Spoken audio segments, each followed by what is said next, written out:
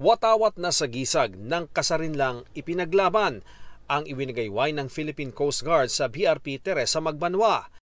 Ayon sa PCG, kauna-unahang flag ceremony yan ng Pilipinas sa Escoda o Sabina Shoal sa West Philippine Sea. 8 Chinese vessel ang namataan sa loob ng Escoda, 4 naman sa labas. Ayon sa Philippine Navy, 146 Chinese vessels ang namataan sa West Philippine Sea mula June 4 to June 10. 22 naman sa mga yan, barko ng kanilang Navy. What will be concerning is pag ito ay may mga pwersa sila galing sa ibang fleet nila, the East Sea Fleet or the North Sea Fleet. But so far, yung increase in numbers is still within our acceptable limits. Sa loob ng 3 araw, ipatutupad ng China ang bagong utos nito sa kanilang China Coast Guard na hulihin ang mga dayuhang trespasser sa kanilang border sa dagat. Ang sabi noon ng China, walang dapat ikatakot kung walang ginagawang iligal. Pero sabi ng Philippine Navy, walang karapatang magsabi ng ganito ang China patungkol sa ating exclusive economic zone. What we have done so far is to increase our presence, Philippine Navy, Coast Guard, BFAR, not only tayo, but yung ating partners and ally, if only to deter China from effecting yung sinasabi nilang ganon. Ngayong araw ng kalayaan, ilang beses iginiit ni Pangulong Bongbong Marcos ang pagtatanggol sa ating kalayaan mula sa kanyang Independence Day message. Bilang tagapagmana ng kalayaan na tinatamasa natin ngayon, tungkulin ng bawat isa sa atin na pangalagaan ito at tiyaking hindi na tayo kailanman magpapatinag sa anumang banta ng pananakot, pananakop at pag-aapi.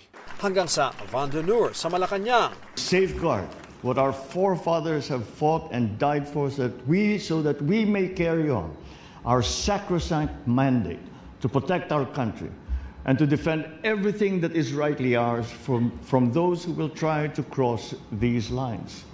Sa pagtitipong dinaluhan ng iba't ibang world leader, kabilang ang mga ambassador ng Amerika at China, binanggit ng Pangulo ang suporta sa pagsunod sa mga pandaigdigang panuntunan, bagamat walang pinatutungkulang partikular na bansa. We have taken positions in support of the rule of law and of the rules-based international order, grounded on the principles laid out in the UN Charter and multilateral conventions. Patient, serious dialogue, engaging with others, and particularly those with whom we profoundly disagree, is the surest way of avoiding the catastrophe of escalation. Hanggang sa parada ng kalayaan sa Quirino Grandstand kung saan ipinakita ng AFP at iba pang tropa ang kanilang lakas. Ang ating mga ninuno ay hindi umurong sa digmaan, kaya tayo ay hindi rin tatalikod sa tungkuling ipagtanggol ang ating nasasakupan. Mananatili tayong matatag at hindi tayo matitinag. Kasabay ng Araw ng Kalayaan ang iba't ibang protesta sa Maynila at Makati dahil sa konsulado ng China. Atin ang Pinas! China Layas! Atin ang Pinas! China Layas! Itong China ay lantaran po tayong binabastos. Lantaran po tayong ang ating mga Coast Guard, ang ating mga mangingisda, winawater cannon nila. Ang US Embassy rin tinangkang sugurin ng hiwalay ng mga grupo sa Maynila, pero sinalubong na sila ng mga pulis sa Museong Pambata. Habang ang mga bombero naglabas na ng hose ng tubig. Ilang kabataan pa ang humabol sa mga nagtipon nilang kasama.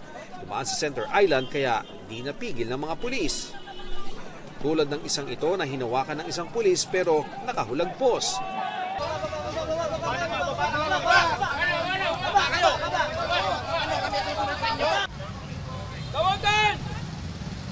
Dahil walang permit ang rally, may mga nakahandang posas ang mga pulis na nasa barikada.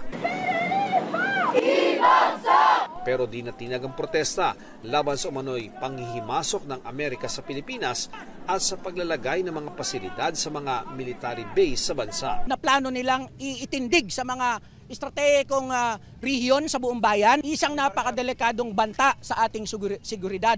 Nag-disperse din sila bago mag-alas 11 ng umaga kaya nadaanan na ng mga sasakyan ang Ross Boulevard southbound. Naging mapayapa naman yung ating kilos protesta dito at mapapansin natin nandito yung ating sapat na bilang ng ating hanay. Para sa GMA Integrated News, Ian Cruz ang inyong saksi.